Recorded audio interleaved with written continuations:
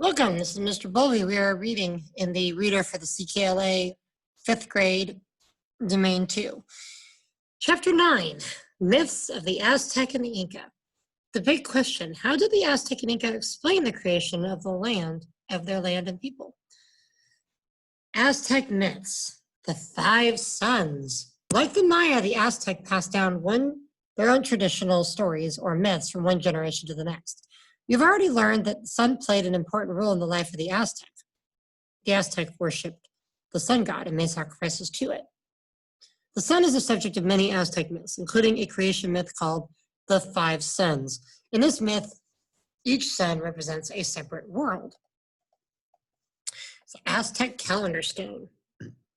Archaeologists discovered this Aztec calendar stone beneath Mexico City's Central Square in 1790. Although it is called a calendar stone, a 25 or 24-ton disc is not a calendar at all. It serves as an altar and was dedicated to the sun god. The stone's geometric face is covered with calendar signs and carvings that illustrate Aztec creation myths. The Aztecs' 4 previous worlds, or suns, jaguar, water, wind, and storm, are all represented. The 2 fire serpents are carved into the sides of the disc. According to the Aztec beliefs, these serpents played an important role by helping to carry the sun across the sky every day.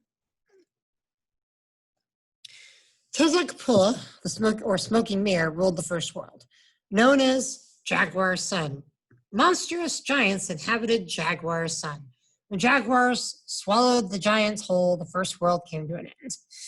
Quetzalcoatl, or feathered serpent, ruled the second world, known as Wind Sun.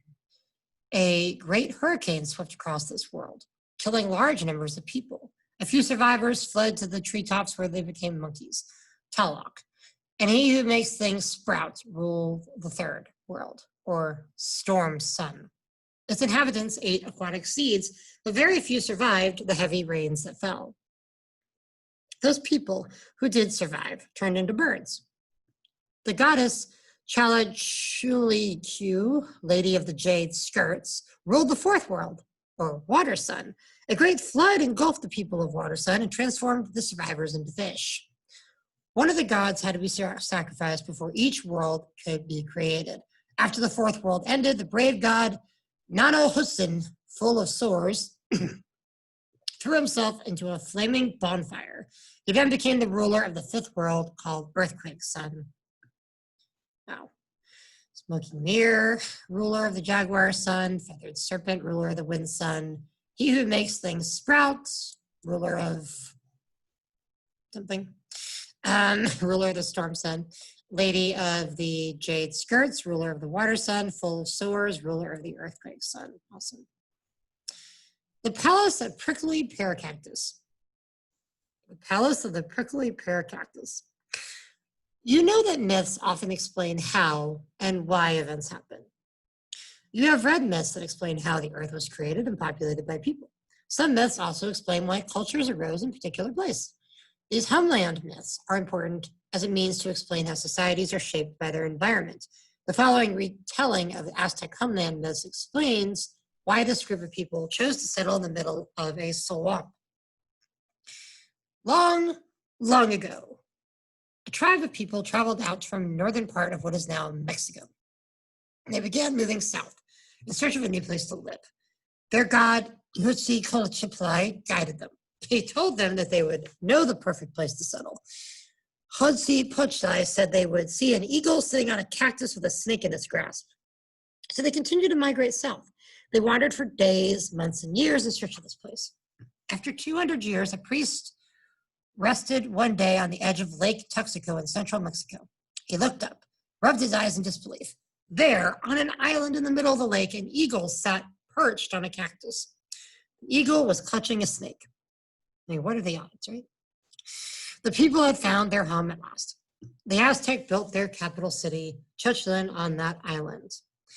The country of Mexico takes its name from the Chichilla Mexico people, who later became known as the Aztec. Its modern-day flag bears the emblem of an eagle on a cactus clutching a snake. It's pretty cool. Inca myths. Viracocha, the creator of all things. Just like the Maya and the Aztec, the Inca of South America have their own creation myth to explain how things came to be. This retelling of the story begins at Lake Chicha with the Inca sun god, Virachua, bordered by both Bolivia and Peru. This lake is the highest navigable lake in the world that you can navigate. Highest up in the elevation. There we go. In the beginning of time, total darkness blanketed the world. There was no land, no sky, only water. Then Virtua emerged from the waters of Lake Chicha, high in the Andes Mountains. He created land and sky. Next, he breathed life into stones, creating a giant race of men. These brainless men angered Virtua, and he turned many of them back into stone. Then he flooded the land, so nothing but water remained. Once the floodwaters receded and land reappeared, Virachua rose up out of the lake once more. This time he brought light out of darkness.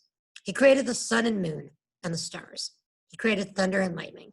He created time by commanding the sun to move across the sky. He created birds and animals too. Then Virachua created figures who looked a lot like him. Interesting.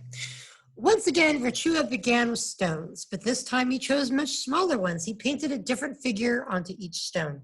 He painted men and women, old and young. He painted boys and girls of different shapes and sizes. He painted pregnant women and women with babies. Some figures had long hair, some had short. Some had blue eyes, some had green. Each figure had colorful, patterned clothes. Virachua gave them all cloaks and sandals to wear.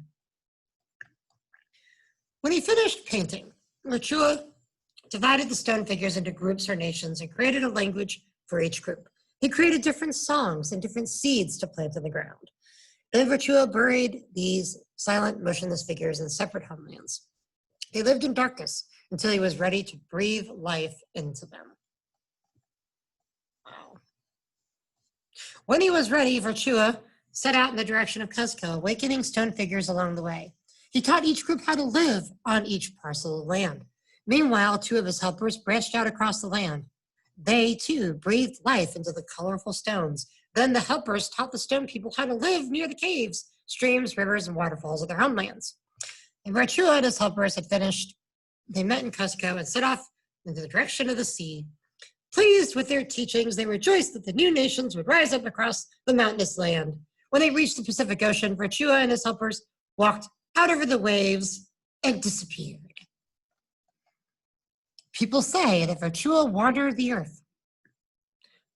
wandered Earth disguised as a beggar and continued to teach his people during his remaining days. Someday he performed miracles to help people with their troubled lives. Today, the places from which his stone figures emerged, caves, streams, rivers, and waterfalls, are hakas, or sacred places. The Inca depict Virachua wearing the sun as his crown, holding thunderbolts in both hands, and crying tears of rain. He was the creator of all things. It was quite a story. It's interesting how all these ancient empires have stories of creation. Okay, the founding of Cuzco. The following myth is similar to the Aztec homeland myth. Lake Titicaca, I think that's how you say it, is featured in the Inca homeland myth, just as is in the Inca myth of creation.